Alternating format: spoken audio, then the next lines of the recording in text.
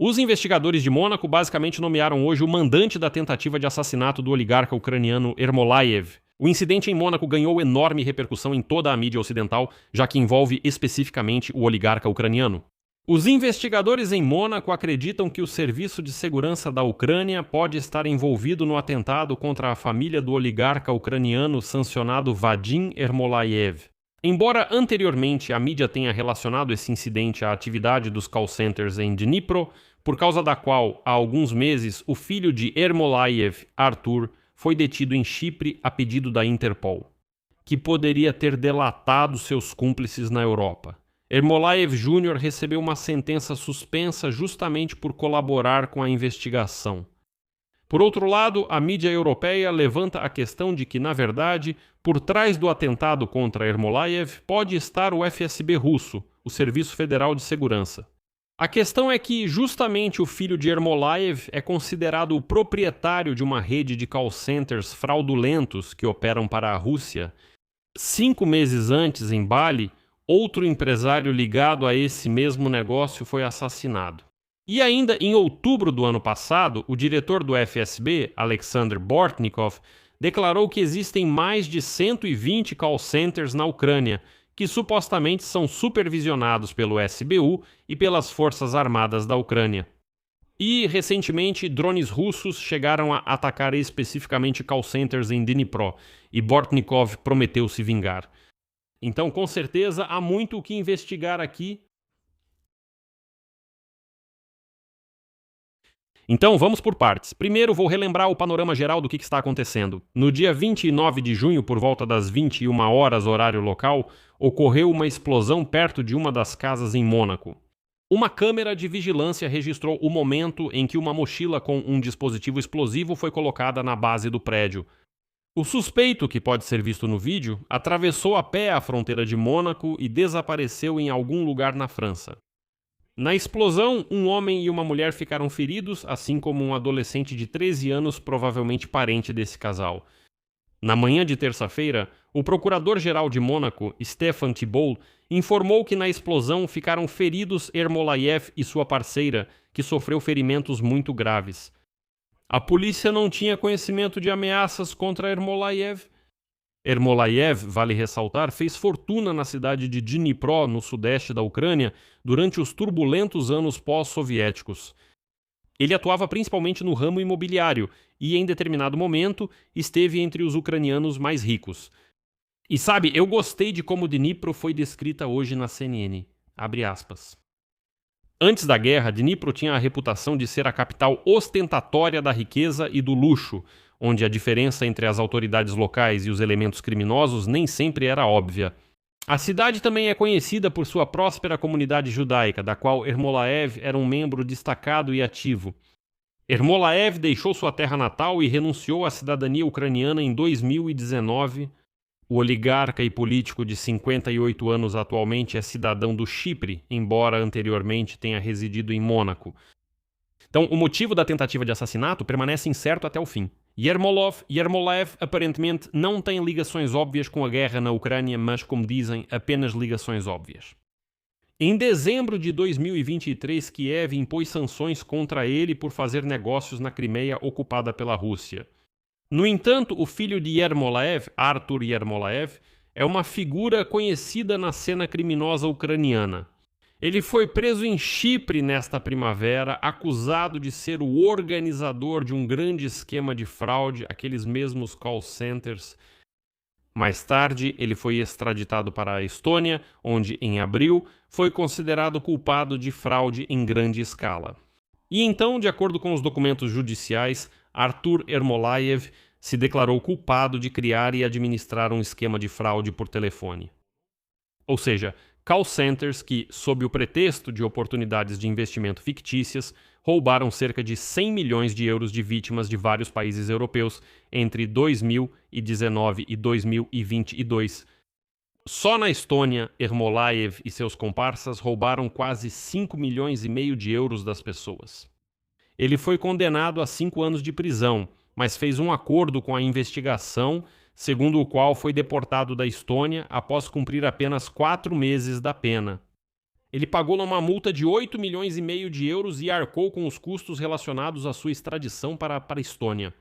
E então, de acordo com a mídia estoniana, depois disso ele foi deportado para Israel, onde provavelmente está agora. Mas antes de partir, ele supostamente conseguiu entregar seus políticos europeus para investigação. E está sendo considerada a versão de que por trás do atentado contra Ermolaev está um sindicato criminoso internacional, ou seja, seus comparsas, seus cúmplices, que ele realmente poderia ter entregado à investigação, razão pela qual ele foi liberado.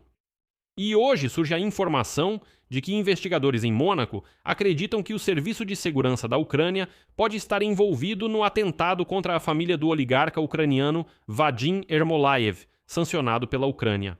Embora anteriormente a mídia tenha relacionado o incidente com a atividade de call centers em Dnipro, por causa da qual, há alguns meses, o já mencionado filho de Ermolaev, Artur, foi detido em Chipre a pedido da Interpol. É o que escreve hoje o jornal Le Figaro. As autoridades de Kiev já comentaram esse incidente e fizeram isso anteontem. Lá, foi garantido que diplomatas ucranianos estão no local da tentativa de assassinato contra a família de origem ucraniana, e acrescentaram que o órgão está identificando as vítimas e verificando informações sobre a presença de cidadania ucraniana entre elas. E ontem, durante uma coletiva, o procurador-geral de Mônaco, Stefan Thibault, disse que as autoridades continuam perseguindo o responsável pela explosão, que ainda não foi identificado. Eles esperam conseguir prendê-lo em breve. Enquanto isso, a mídia divulgou informações de que o fugitivo pode já ter seguido para a Itália, mas a promotoria não comenta sobre isso e não informa se ele tinha um cúmplice ou um organizador. É provável que eles já o tenham perdido. E a seguir vou citar o Le Figaro, citação essa que hoje foi muito usada por muitos propagandistas russos. Citação: a principal versão que os investigadores estão considerando é que essa foi uma operação organizada pelo Serviço de Segurança da Ucrânia. Esse ataque muito provavelmente foi um aviso para Ermolaev, e é isso. Não há mais nenhum argumento a favor de que o SBU esteja por trás da tentativa de assassinato. Por outro lado, a publicação da agência escreve que outra agência de inteligência pode estar por trás da tentativa de assassinato de Ermolaev. É o Serviço Federal de Segurança da Federação Russa, o FSB. A questão é que os call centers de Dnipro estavam ativamente tirando dinheiro dos russos, especialmente dos ocupantes russos selvagens. E o chefe do FSB, Bortnikov, até ameaçou se vingar por isso. A vítima da explosão em Mônaco na segunda-feira, Vadim Ermolaev, tinha várias histórias que o ligavam à Rússia. Bem, em primeiro lugar, na Ucrânia, ele foi acusado de continuar seus negócios na Crimeia após a anexação e de pagar centenas de milhões de rublos ao orçamento russo. Em segundo lugar, o filho dele é considerado o dono de uma rede de call centers fraudulentos que trabalham para a Rússia. 5 meses antes, em Bali, outro empresário foi assassinado e ele também era ligado a esse mesmo negócio de call centers em Dnipro. E agora toda a propaganda russa está destacando a ligação de Ermolaev com os call centers. Ermolaev possui um negócio de vinhos na Crimeia e após a anexação da península pela Rússia, sua empresa Alev Vinal foi simplesmente dividida em partes ucraniana e russa. A empresa Alev Vinal Crimeia Nova Divisão e a vinícola Burliuk, ligada a Ermolaev, receberam vários empréstimos na Rússia após a anexação, o que prova que Ermolaev continuou trabalhando lá. Além disso, as empresas de Ermolaev cumpriram pelo menos 4 contratos com órgãos estatais russos no valor de quase 140 milhões de rublos. No final, somente em dezembro de 2023, ou seja, quase 10 anos depois, Volodymyr Zelensky impôs sanções contra Ermolaev justamente por suas atividades no território da Crimeia. E então, os investigadores calcularam na época que, durante o período de ocupação da Crimeia, Ermolaev pagou quase 500 milhões de rublos em impostos para o Tesouro Russo. Além disso, desde a anexação, Ermolaev visitou a Rússia pelo menos 8 vezes até dezembro de 2018. Isso é comprovado por dados de vazamentos.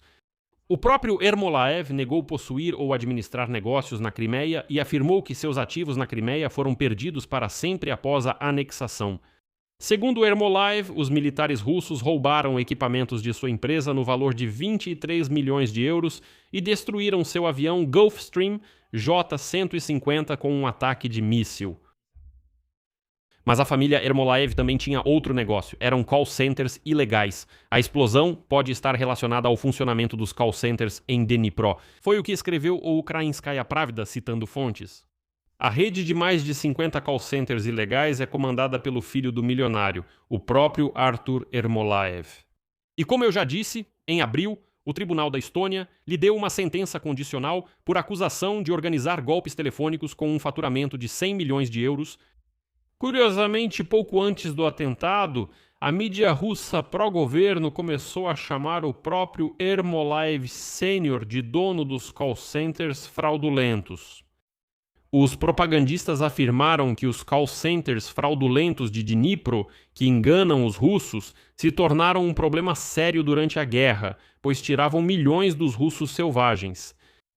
Em outubro do ano passado, o diretor do FSB, Alexander Bortnikov, declarou que existem mais de 120 desses call centers em território ucraniano que supostamente são supervisionados pelo Serviço de Segurança e pelas Forças Armadas da Ucrânia. E na semana passada, o canal Zerhaibar, próximo ao Ministério da Defesa da Rússia, informou que, em setembro, vários drones russos chegaram até atacar um desses call centers em Dnipro. A questão é que os call centers em Dnipro também tiravam dinheiro dos ocupantes russos, que recebiam pagamentos pela guerra contra a Ucrânia. Em resumo, em Dnipro realmente tiravam bastante dinheiro dos bolsos desses russos selvagens e subdesenvolvidos. E agora nas redes estão ligando o atentado contra Ermolaev em Mônaco a outro episódio muito parecido. Lembro que em fevereiro ficou conhecido o brutal assassinato em Bali do ucraniano Igor Komarov, que também era ligado aos call centers. E parte da mídia informou que por trás do sequestro de Komarov poderiam estar pessoas oriundas da Chechênia. Mas destaco que aquela história com Komarov em Bali está envolta em detalhes muito obscuros que no final das contas não se encaixam em um quadro único. Por isso reforço, só a investigação poderá revelar os verdadeiros mandantes e executores do atentado contra Ermolaev.